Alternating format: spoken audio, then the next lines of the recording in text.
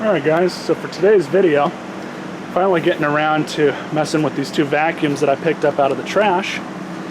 And this particular vacuum, just like the other one, needs a new power cord installed.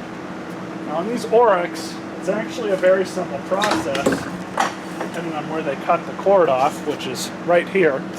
But it's a very, very simple process to get into one of these and change out the cord. You have to get inside the handle. It's really simple. There's just a bunch of screws that are holding it together. You just want to go ahead and pull all those out. So now all the screws are removed. So all you have to do is just pop that part off. And as I said earlier, it's a pretty simple process to change out a cord on one of these. It really is. And there's only two wires that you'll have to solder in.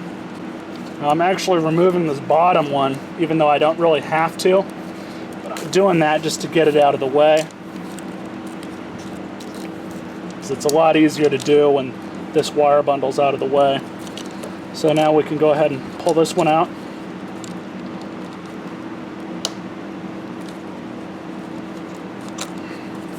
There you have that. But you want to go ahead and pop that off because you'll reuse this on the new cord.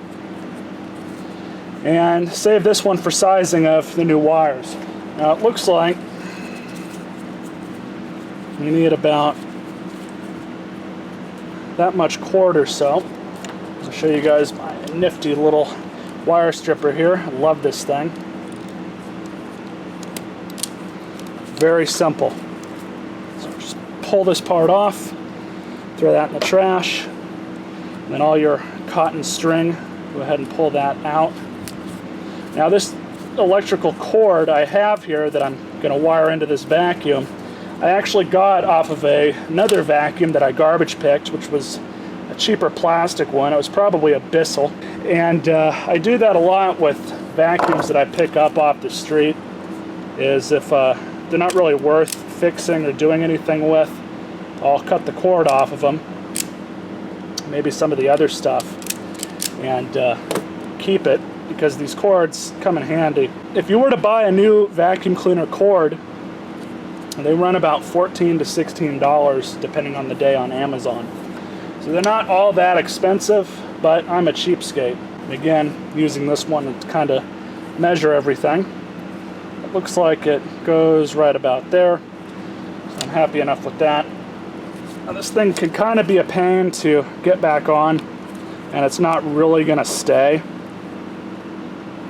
But you kind of just want to do your best to just set it in place and kind of indent the cord a little bit, because as soon as it marks the cord, you know where you're going to put it when you hook it up. Wire this one back in. Just going to set it in place inside of that.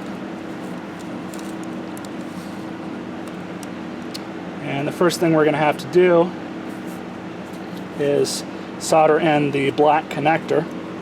So unfortunately I did not have any splices on hand, so I'm just going to have to essentially solder it on as is. Not a huge deal. I've had to do this before. Might take a minute to tin up the wire.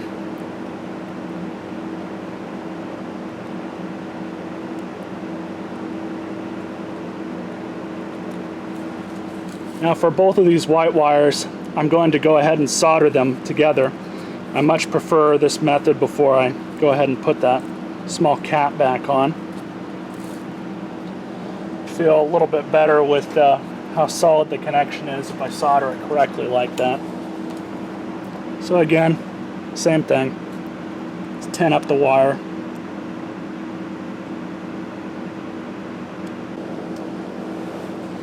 And I'm happy with that. So now we'll go ahead and start throwing it all back together.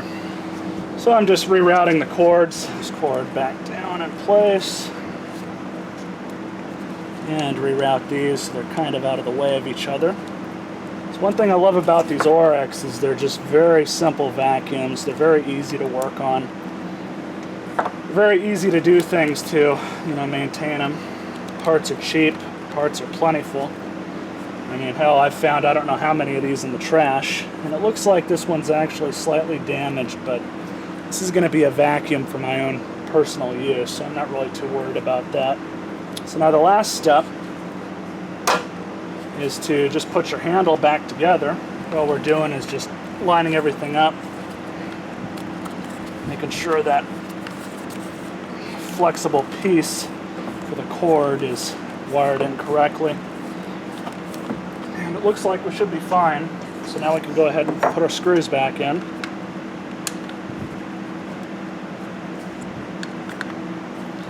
And I'll just start a few of them. Make it a little bit easier to put this thing back together.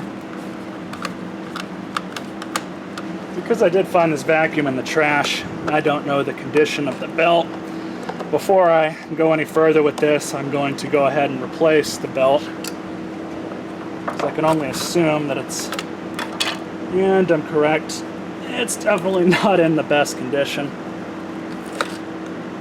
Oh yeah, this belt has had it.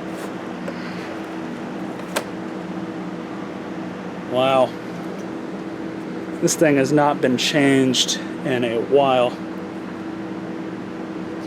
You can see a part where it started to burn a little bit.